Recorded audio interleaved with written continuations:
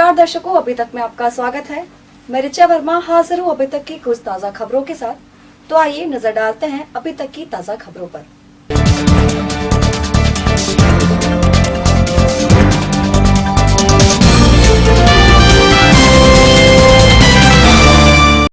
बिजनौर में press club द्वारा social distancing के साथ मनाया गया हिंदी पत्रकारिता दिवस।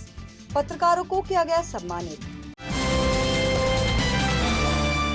बिजनौर के बेगावाला गांव में मामूली बात को लेकर दो पक्षों में हुआ विवाद। जमकर चले लाठी डंडे, पथराव का वीडियो सोशल मीडिया पर हुआ वायरल। नूरपुर में पश्चिमी उत्तर प्रदेश उद्योग व्यापार मंडल ने दुकानदारों को मास्क और सैनिटाइजर का प्रयोग करने के प्रति किया जागरूक। शेरकोट में हिंदी पत्रकारिता दिवस के अवसर पर कोरोना वायरस के दौरान अपनी ड्यूटी निभा रहे पुलिस कर्मियों को किया गया सम्मानित। चांदपुर में अज्ञात चोरों ने दिन दहाड़े सराफा व्यापारी की दुकान पर की चोरी। व्यापारी ने पुलिस को तहरीर देकर कार्रवाई की मांग की।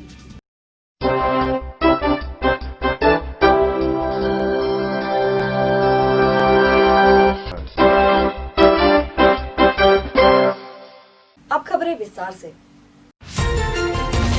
बिजनौर में 2 दिन पहले हुए मामूली विवाद को लेकर एक पक्ष ने दूसरे पक्ष पर जमकर पथराव और मारपीट की, जिससे एक शख्स की मौत हो गई। बताते चले कि कोतवाली शहर के बेगावाला गांव में 2 दिन पहले पशुओं के चारे को लेकर दो पक्षों में विवाद हो गया था। विवाद इतना बढ़ा कि दोनों पक्षों में पथराव और लाठी डंडे चल पड़े। पथराव और लाठी डंडों का वीडियो सोशल मीडिया पर वायरल हो गया। पीड़ित वसीम का कहना है कि 2 दिन पहले हुए झगड़े में दोनों पक्षों में समझौता हो गया था, लेकिन दूसरे पक्ष के लोग घर पर आए और घर में रखा सामान तोड़ दिया और बीमार पिता के साथ मारपीट की, जिसके दौरान पिता की मौत हो गई।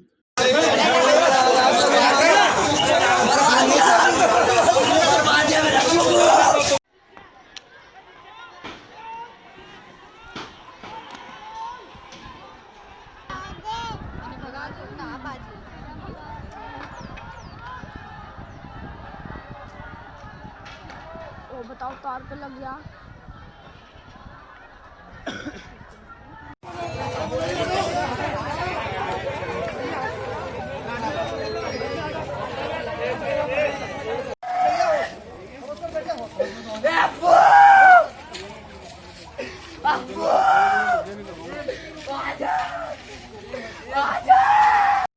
पीड़ित वसीम ने दूसरे पक्ष के लोगों के खिलाफ हत्या की तहरीर देकर कार्रवाई की मांग की है।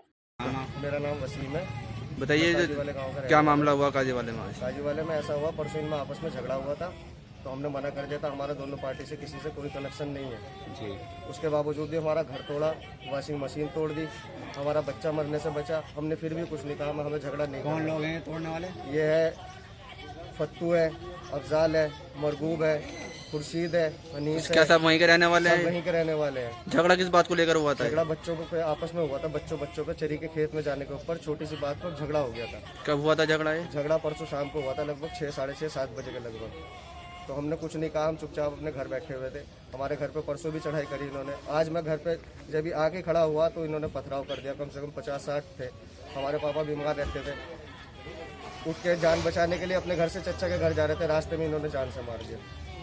बीमारी है, पहले हार्ट के पेशेंट थे, पंत हॉस्पिटल दिल्ली में इनका इलाज चलता था। अभी तो हम ये चाहते हैं कि फिलहाल तो कार्रवाई हो, जितनी जल्द से जल्द हो सके कार्रवाई हो। वहीं पुलिस इस पूरे मामले को लेकर जांच पड़ताल में जुट गई है। बिजनौर से तुषार वर्मा की रिपोर्ट।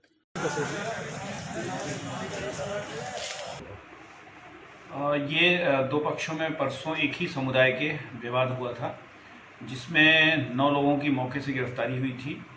5 लोगों के खिलाफ 151 किया गया और करीब 21 लोगों के खिलाफ 107-16 की कार्रवाई हुई है। और आज जो है फिर उसमें पथराव घटना हुई है, जिसमें कोई इंजर्ड नहीं है। अब इसमें पुलिस के द्वारा एक अभियोग पंजीकृत करा करके प्रभावी वैधानिक कार्रवाई की जाएगी और गिरफ्तारी की कार्रवाई कराई जाएगी। बिजनौर के एजाज अली हॉल में हिंदी पत्रकारिता दिवस के अवसर पर एक गोष्ठी का आयोजन किया गया और कोरोना वायरस के चलते अपनी ड्यूटी निभा रहे पत्रकारों को सम्मानित भी किया गया। गोष्ठी में प्रदेश सरकार से कोरोना महामारी के दौरान शहीद हुए पत्रकारों के परिजनों को 50 लाख का मुआवजा और जान जोखिम में डालकर काम करने वाले पत्रकारों को 5 लाख की आर्थिक मदद देने की भी मांग की गई। इस दौरान कार्यक्रम में नगर के गणमान्य लोग सहित पत्रकार बंधु मौजूद रहे। उस पर वो अपने विचार रखेंगे और जो हमने ये पत्रकार साथियों के सम्मान के कार्यक्रम रखा है वो बिजनौर जी के माध्यम से प्रेस क्लब बिजनौर ने आज हिंदी पत्रकारिता दिवस पर एक गोष्ठी का आयोजन किया। गोष्ठी का आयोजन सोशल डिस्टेंसिंग को देखते हुए किया गया था, जिसमें विभिन्न समाचार पत्रों के जो फील्ड में काम करते हैं पत्रकार साथी वो सब शामिल हुए। हम लोगों ने प्रदेश सरकार से एक मांग की है, प्रदेश और केंद्र की सरकार से, कि कोरोना जो महामारी चल रही है इसमें जो हमारे पत्रकार साथी शहीद हुए हैं उनको 50 लाख रुपए आर्थिक सहायता उनके परिवार को सरकार दे। साथ ही जो फील्ड में लोग काम कर रहे हैं, जो जिन पर आर्थिक संकट छाया हुआ है, मंडराया हुआ है और भुखमरी के कगार पे है, ऐसे पत्रकारों के खाते में सीधे प्रदेश की और या केंद्र की सरकार 5-5 लाख रुपया उनके खातों में डाले। साथ ही जो लोकतंत्र का चौथा स्तंभ है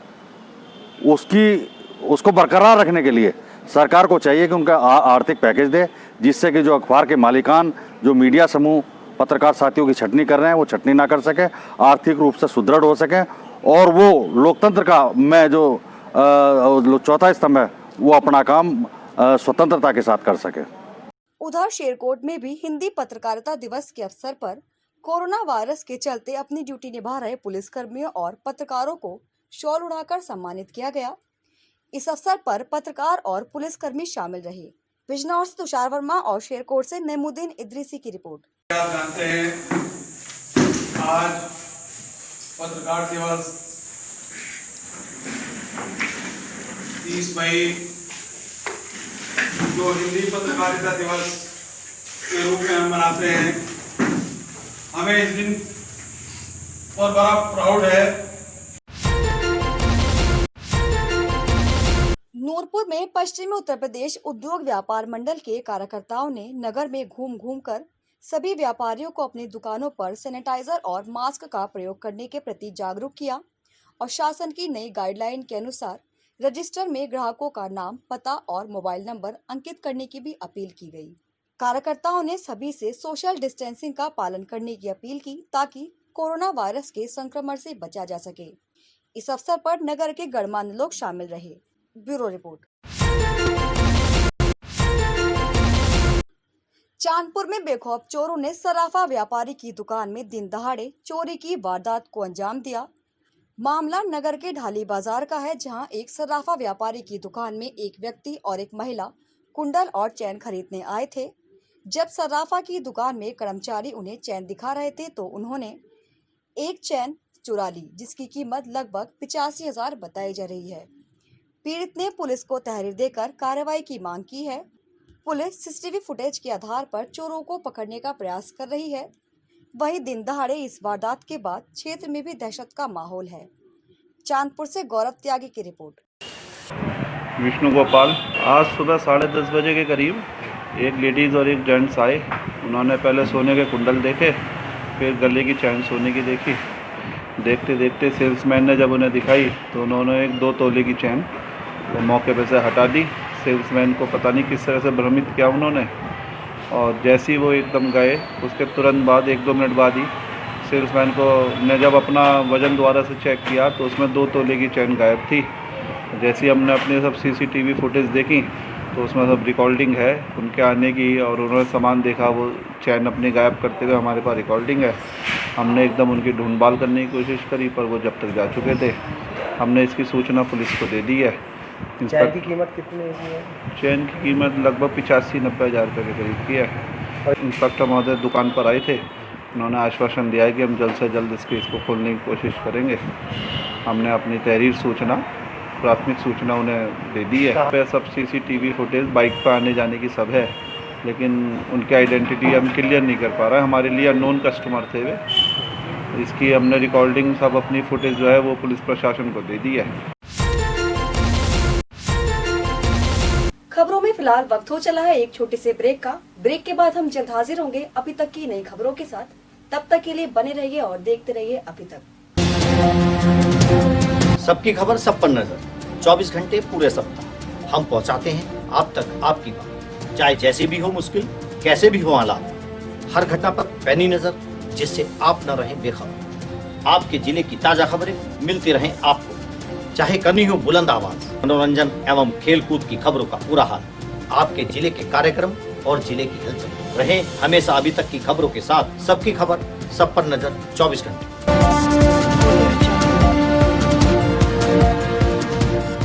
ब्रेक के बाद हम एक बार फिर हाजिर हैं, तो आइए नजर डालते हैं अभी तक की बाकी खबरों पर। स्योहारा में एनजीओ के माध्यम से हॉटस्पॉट बनाए गए गांव में गरीब परिवारों को खाद्य सामग्री वितरित की गई। हॉटस्पॉट बने ग्राम किबाड़ में कोरोना सिपाहियों, निगरानी समिति एवं ड्यूटी पर तैनात कोरोना वॉरियर्स को खाद्य सामग्री वितरित की गई। एनजीओ प्रबंधक रवि सैनी का कहना है कि हमारा उद्देश्य है कि कोई भी परिवार भूखा ना सोए। स्योहारा से नजर सिद्दीकी की रिपोर्ट। हमारे यहाँ स्योहारा से रवि भैया आए और उन्होंने सारी निगरानी समिति को बुलाया और सभी को खाने का सूखा राशन वितरण कराया। और हमारा गांव पहले से ही उसमें में रखा था। एनजीओ की तरफ से आए हैं स्योहारा से, इन्होंने अच्छा काम किया है, बच्चों को नाश्ता भी दिया है, जो मतलब गरीब हैं उनके लिए पहले सूखा राशन दिया था, अब आज नाश्ता देने आए हैं और सबका अच्छा सहयोग कर रहे हैं गांव में। मतलब जो भी गरीब हैं, मतलब कोई भी भूखा नहीं है।